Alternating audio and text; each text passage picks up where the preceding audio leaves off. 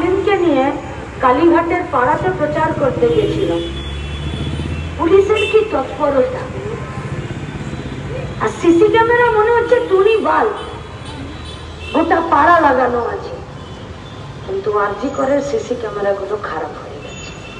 আজকে রাজ্যের সরকার 17 দফা দাবিতে বলছে তোমাকে সুনিতাও হতে হবে না, তোমাকে প্রীতিলতাও হতে হবে না, তোমাকে আরজি করে ডাক্তারবাবু হতে হবে না, তোমাকে আমি শোকেসে সাজিয়ে রাখবো। আপনাকে রাজনীতি করার দরকার নেই, আপনাকে ক্লাব অর্গানাইজেশনও করার দরকার নেই, কিন্তু যতদিন মরে না যাচ্ছেন মানুষ হিসাবে বাঁচতে তো আপনাকে হবে। আপনি পারছেন তো সমর্থন করতে রাজ্য সরকারের নিদানকে? আপনি পারছেন তো যে সন্দীপ ঘোষ আরজি করের প্রিন্সিপাল, তিনি একটি সরকারি কলেজের প্রিন্সিপাল, তিনি বাউন্সার নিয়ে ঘুরে হসপিটালের ভেতরে, কেউ দেখতে পায়নি, কেউ না।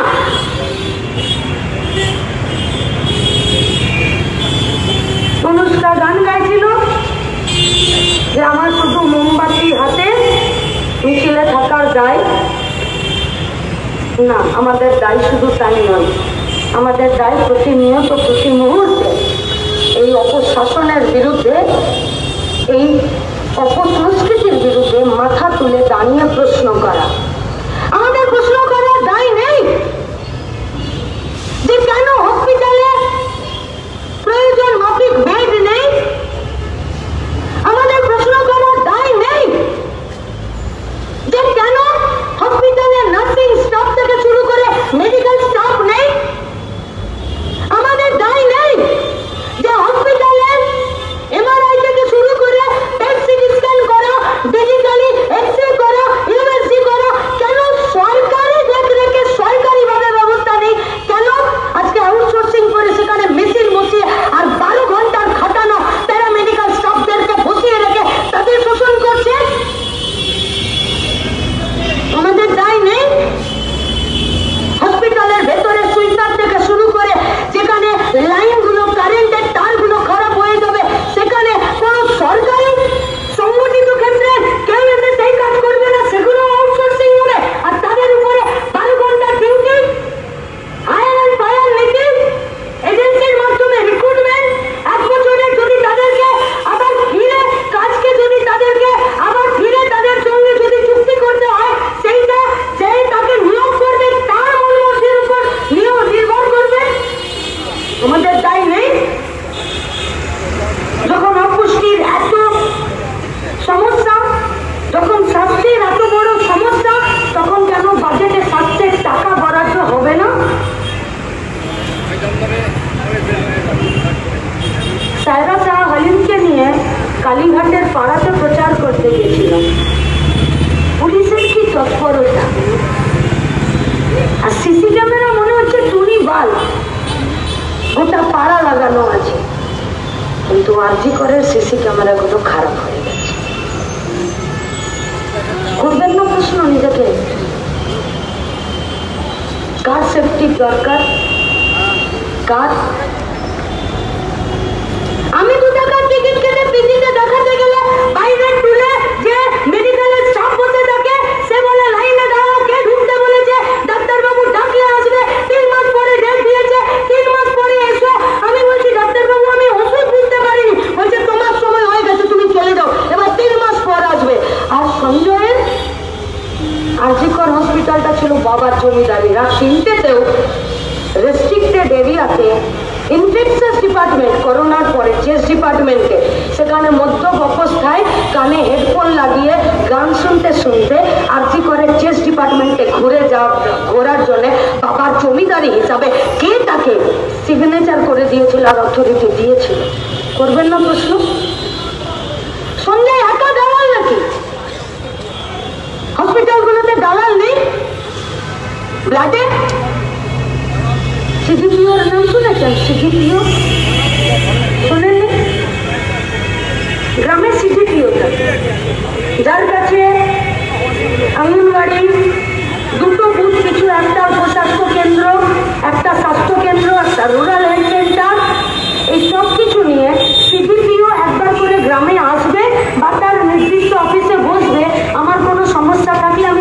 সিডিপিওকে জানাতে যেতে পারবে। সিডিপিওর দেখা পাওয়া যায় না গায়ে। কেন্দ্র সরকারের বাজেট বরাদ্দ হয়, রাজ্য সরকারের বাজেট বরাদ্দ হয়, সেখানে পোষণের জন্য মায়েদের, পোয়াতি মায়েদের খাবারের জন্য টাকা পয়সা বরাদ্দ হয়। किसी को अगर एडवेंचरिज्म का शौक है तो जाइए, मालदा जाइए, मुर्शिदाबाद जाइए, बीरभूम जाइए, उधर झारग्राम से लेकर पुरुलिया और बांकुड़ा का गांव-गांव में जाइए और एक बूथ का एक गांव में घूमिए और वहां पर जो भी प्रेग्नेंट महिला है उनसे पूछिए कि आज सुबह 12 बजे आपको कैसा खाना मिला। যেটা অঙ্গনবাড়ি, স্বাস্থ্য ডিপার্টমেন্ট, পোষণ ডিপার্টমেন্টের পক্ষ থেকে দেবার কথা, শুধু সাদা ভাত থাকে, সাদা ভাত। বলে এর উপরে ডাল নেই, বলে না ডাল নেই। ডিম 4 সপ্তাহ ধরে তার সাপ্লাই নেই, বন্ধ। नहीं पूछिएगा सवाल, सवाल नहीं पूछिएगा। एक प्रेग्नेंट महिला है, उसको 3 महीने में या दूसरा महीने में एक तो टीटेनस का सुई चलता है। आंगनबाड़ी থেকে লিখতে আসবে, হেলথ সেন্টার থেকে লিখতে আসবে, রুরাল হেলথ সেন্টারে গিয়ে একটা পোলিওর কার্ড করাবে, সেখানে গিয়ে বলবে যে এই মাসে আমার টিটেনাসের ইনজেকশনটা আছে, আমি পোয়াতি। বলবো ওই পাড়ায় ওই পোয়াতি মাটাকে আমি বলে এসেছি যে এই মাসের ইনজেকশনটা তুমি পাবে। তার মানে 3 মাসে যেটা এর পাবার ছিল ওটা ওই পাড়ারও পাবে। তার মানে দুটো মায়ের জন্য দুটো টিটেনাস ইনজেকশন আসছে না। আর ঠিক তার পরের মাসে টিটেনাস ইনজেকশনটার জন্য একটা গোলমাল হয়ে যাচ্ছে। ফলে এ পাড়ার পোয়াতি মাটার যেটা 3 মাসে পাবার কথা ছিল সেটা 5 মাসের টিটেনাস ইনজেকশন পাচ্ছে। पता है किसी को? ये है गांव का पश्चिम बंगाल। ये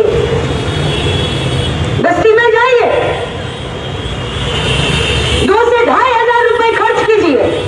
पूजा का महीना है, आप लोगों से विनती है किसी भी बस्ती में जाइए और लड़कियों का और अपना हीमोग्लोबिन टेस्ट करवाइए। 5 से लेकर 7 के ऊपर काटा नहीं जाएगा, 100 में 90 जन का। कैसा बच्चा पैदा करेगी वो? कैसा हेल्दी पश्चिम बंगाल को वो जन्म देगी? कैसा?